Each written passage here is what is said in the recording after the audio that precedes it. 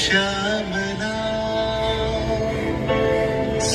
श्यामला मातरम वंदे मातरम।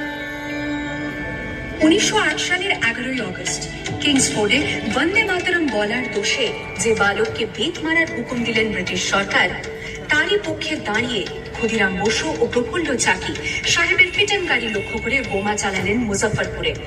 সাহেব নিহত হলেন না, তবু নাবালক ক্ষুদিরামকে ফাঁসির হুকুম দেয়া হলো।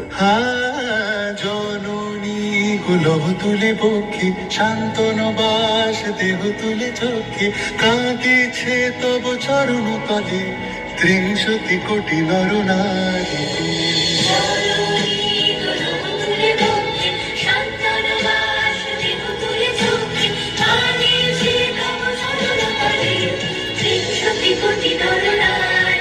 যারা স্বর্গগত তারা এখনো চলে স্বর্গের চেয়ে প্রিয় জন্মভূমি এসো স্বদেশ পথের মহাদীক্ষালু সেই মৃত্যুঞ্জয়ের চরণ চলে। যারা জীর্ণ জাতির বুকে জাগালো আশা মন মলিন মুখে জোগালো ভাষা আজি রক্ত কমলে গাথা আজি রক্ত কমলে গাথা মানল খানা বিজয় লক্ষ্মী দেবতাদের কলে মুক্তির মন্দির শোকানো করি কত প্রায় হলো বলিদান লেখা আছে অশ্রু জলে লেখা আছে অশ্রু জলে।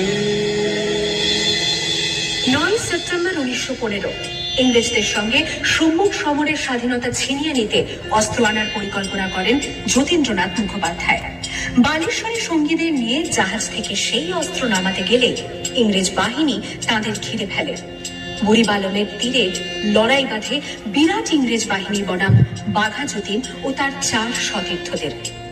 এককালে শুধু ভোজালি হাতে যিনি বাঘ মেরেছিলেন, সেই বীর সেদিন লুটিয়ে পড়লেন। আমি হাসি হাসি পড়ব ফাঁসি দেখবে ভারতবাসী ও মা হাসি হাসি পড়ব ফাঁসি দেখবে ভারতবাসী একবার বিদায় দে মা ঘুরে আসি। 18 এপ্রিল 1918 মাস্টারদা সূর্য সেন ও তার 65 জন শিষ্য মিলে পরিকল্পনা করে চট্টগ্রামে ব্রিটিশ পুলিশের অস্ত্রাগার লুট করেন এবং তারপরে লুকিয়ে আশ্রয় নেন জালালাবাদ পাহাড়ে। এর 4 দিন পর ব্রিটিশ বাহিনী খুঁজে বার করে মাস্টারদা ও তাঁর সঙ্গীদের।